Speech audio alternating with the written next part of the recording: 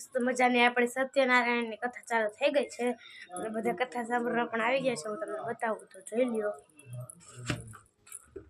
આ ચાર હાથની અંદર શંખ, ચક્ર, ગદા અને પદ્મને ધારણ કરેલા વનમાળાઓથી શોભતા શુક્લ વર્ણ ચતુર્ભુજ પરમાત્માને જોયા.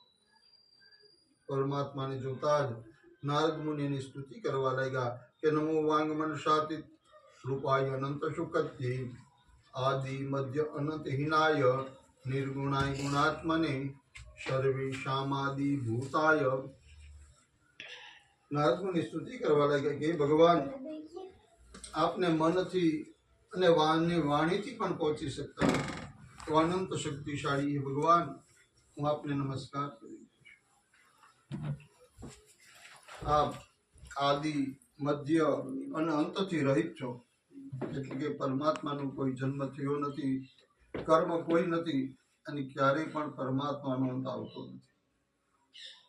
હે ભગવાન, પૃથ્વીના જળ અને ચેતન તત્વના સર્જનાર છો. સત્વગુણ, રજોગુણ, તમોગુણના સર્જનાર હોવા છતાં એક પણ ગુણથી લોપાયેલા નથી. હે ભગવાન, હું આપને નમસ્કાર કરી રહ્યો છું. આવી સ્તુતિ કરતા કરતા નારદ મુનિ વારંવાર ભગવાનને નમસ્કાર કરવા લાગ્યા છે. નારદજીને આવી સ્તુતિ સાંભળી અને ભગવાને પ્રશ્ન કર્યો, હે મુનિઓમાં શ્રેષ્ઠ મુનિવર, સમુદ્રમાં પોતાના દેશ તરફ જવાને રવાના થાય છે. આ બાજુ ભગવાનને થયું કે આ સાધુ નામનો વાણિયો, જાતનો વાણિયો જરાય ગુણો પડ્યો કે લાવ થોડી પરીક્ષા કરો. ભગવાનને પરીક્ષા કરવાનું મન થયું. ભગવાનને પરીક્ષા કરવાનું મન શું કામ થયું? ભગવાને મનમાં વિચાર કર્યો કે આ સાધુ નામનો વાણિયો, જાતનો વાણિયો, આની પાસે ધન છે ને, આ ધન એની મહેનતનું ધન નથી, આ રાજાએ આપેલું ધન છે.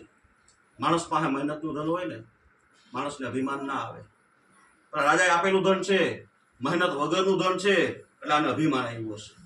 લાવ થોડી પરીક્ષા કરો. એટલે ભગવાનને પરીક્ષા કરવાનું મન થયું. ભગવાને શું કર્યું? ભગવાને માયા રચી. ભગવાને સમુદ્રમાં એક માયાવી બેટને ઉત્પન્ન કર્યું. આ બાજુ સમુદ્રમાં રાત્રિ પડી, થોડો સમય પસાર થયો, સમુદ્રમાં સવાર પડ્યું. સાધુ નામના વાણિયાને આ સમુદ્રમાં આ બેટ જોવામાં આવ્યું. સાધુ નામના વાણિયાએ મનમાં વિચાર કર્યો કે સમુદ્રમાં આપણે જઈએ છીએ, સમુદ્રમાં સવાર પડ્યું છે, સામે આ બેટ દેખાય છે, તો આપણા વાણોને આપણે ત્યાં લંગર કરીએ. આપણે નાહી ધોઈ આપણું નિત્ય કર્મ કરી લઈએ. સાધુ નામના વાણિયાએ બેટ ઉપર વાણોને લંગર કર્યા, નાહી ધોઈ પોતાનું નિત્ય કર્મ કરવા લાગ્યા. આ બાજુ ભગવાનને પરીક્ષા કરવાનું મન થયું. ભગવાને શું કર્યું? ભગવાને એક અઘોરી દંડીન સાધુનું સ્વરૂપ લીધું. અઘોરી દંડીન સાધુનું સ્વરૂપ લઈ જ્યાં સાધુ નામનો વાણિયો બેઠો છે એની પાસે આવે છે. સાધુ નામના વાણિયાને ભગવાન સાધુના વેશમાં પૂછે છે. ભગવાન શું પૂછે છે? હે વણિક પુત્ર, આ તારા વાણોમાં શું ભરેલું છે? સાધુ નામના વાણિયાએ આંખ ખોલી જોયું. સાધુ નામના વાણિયાએ લાંબો વિચાર ન કર્યો. સાધુ નામનો વાણિયો મનમાં વિચાર કરવા માંડ્યો કે જતા ખરા શહેર હોય, નગર હોય, ત્યાં તો બાવા આવે, પણ આ મધદરિયામાં પણ બાવા. લાંબો વિચાર ન કર્યો કે મધદરિયામાં કોઈ સાધુ આવે ને, એ કોઈ સામાન્ય સાધુ ન હોય. સાધુ નામનો વાણિયો માંડ્યો કેવા છે. વાણીના ઘણા પ્રકાર, પરાવાણી ને કાષ્ટવાણી. ભગવાનની વાણી છે એ ભગવાનની જેને કૃપા હોય એને જ સંભળાય, બાકી બધે ન સંભળાય. જ્યારે દેવકીના લગ્ન થયા, વસુદેવ અને દેવકીના લગ્ન થયા, ત્યારે પણ ભગવાને આકાશવાણી કરી હતી. જ્યારે કંસ છે એ દેવકીને વરાવા જતો હતો ને, ત્યારે પણ ભગવાને આકાશવાણી કરી હતી.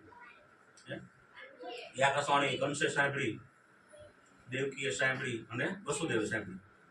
આ આકાશવાણી ભગવાને કરી ને એ સાધુ નામના વાણિયાએ સાંભળી અને કુંવરી કલાવતીએ સાંભળી.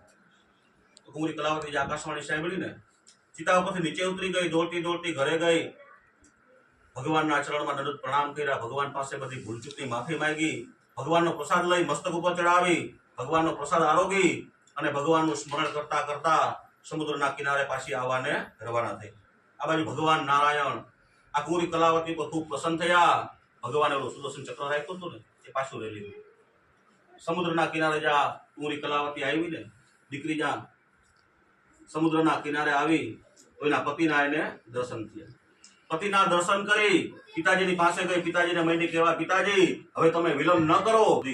દર પૂર્ણિમાને દિવસે ભગવાનનું વ્રત કરી આ લોકનું સર્વે સુખ ભોગવી અંતે સાધુ નામનો વાણિયો છે ને એ વૈકુંઠની ગતિને પામે છે.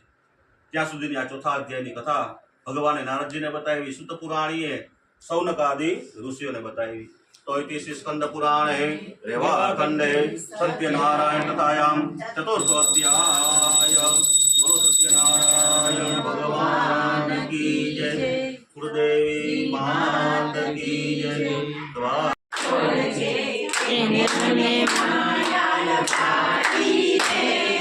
તમે મને માયા લગાડી મારા વાલા. તમે મને માયા લગાડી મારા વાલા. તમે મને માયા લગાડી મારા વાલા. તમે મને માયા લગાડી મારા વાલા. તમે મને માયા લગાડી રે. તમે મને માયા લગાડી રે. તમે મને માયા લગાડી રે. તમે મને માયા લગાડી રે. દ્વારિકાનો નાથ મારો રાજા હરણ છોડ છે. તમે મને માયા લગાડી રે. દ્વારિકાનો નાથ મારો રાજા હરણ છોડ છે. તમે મને માયા લગાડી રે. બોલો સત્યનારાયણ ભગવાન કી જય. ના પડી પડી કે ખબર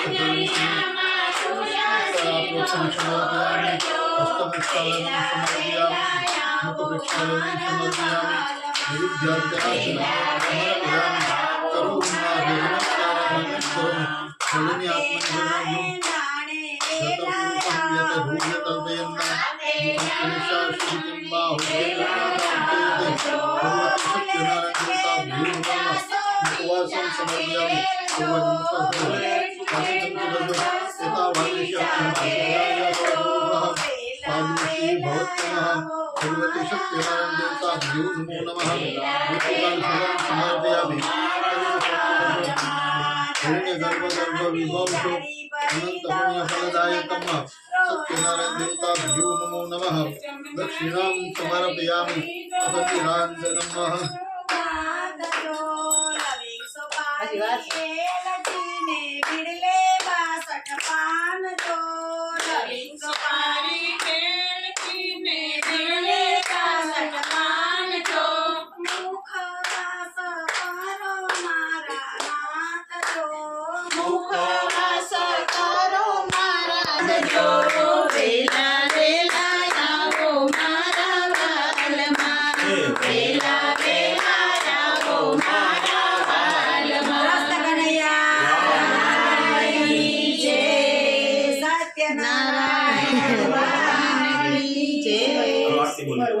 जय कान्हा